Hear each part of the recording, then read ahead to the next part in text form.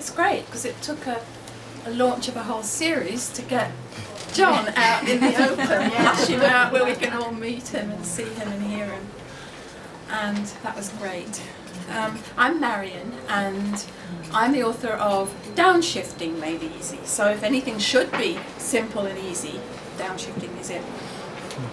I was thinking, as I was coming over here today, that I was thinking back to many years ago when I was about 18 and I did some sales training. And with sales training, they tell you that you have to believe in your product. And so it occurred to me that that's very appropriate for writers as well. Because our product is our books.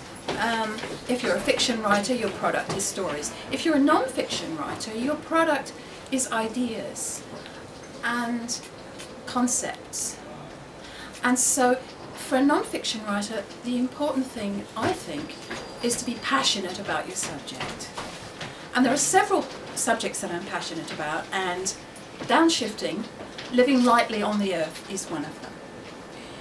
So it's something that I think is starting to come through here, there and everywhere in our culture now, is the realization that we all have to live a little bit more lightly on the earth so that, so that the earth can support human beings. But people know that they should take a few steps to live more simply. They should take a few steps to downshift to have a lighter, smaller eco footprint. But should and ought are not very good motivators. They just make people feel guilty. What I try and do in my books, and this is the second book that I've written about this kind of subject, is to inspire people and to try and get them to understand that when you successfully downshift to living lightly and simply on the earth, your life becomes ever so much more joyful. It really, really does. And I'm glad that next month I'll turn 75, and I think it's really good to be 75 and to be able to look back to times when life was more simple and we did live more lightly on the earth, because I remember what it was like in World War II.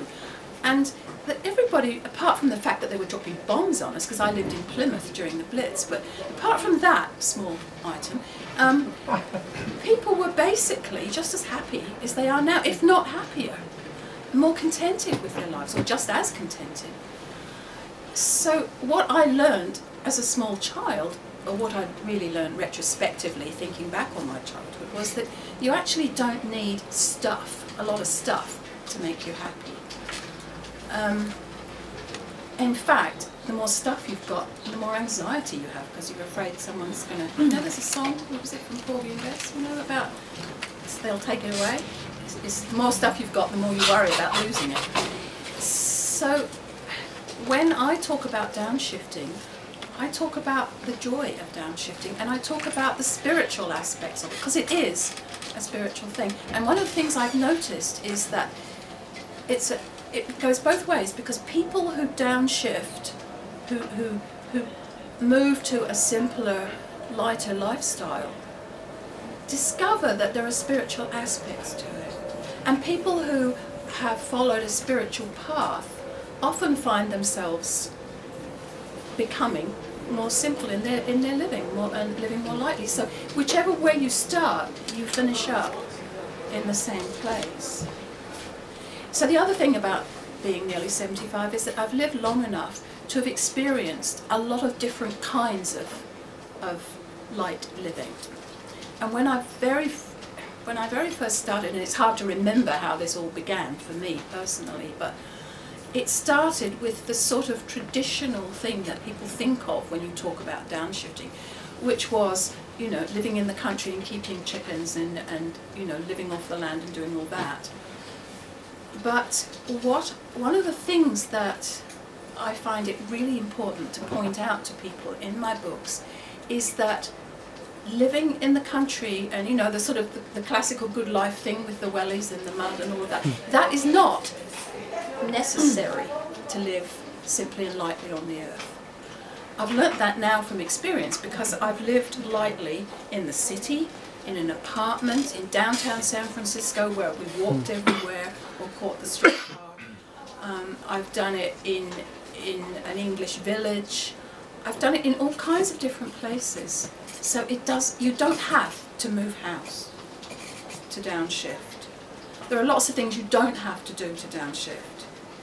So if you want to know the things you do have to do to downshift, and the what and the where and the when and the how of it, then you'll just have to buy my book.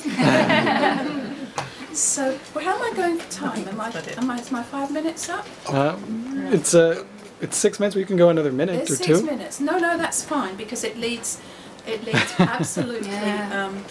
It leads into introducing one of the other authors, and I think I'm introducing you. You are. I am. And something that I have been interested in for a long, long time, because I was a psychologist before I retired and just became an author, was psychosynthesis. And Steffi's book is demystifying and making simple and making easy psychosynthesis. So I'd like to introduce to you, ladies and gentlemen, the author of Psychosynthesis Made Easy, Stephanie Sorrell.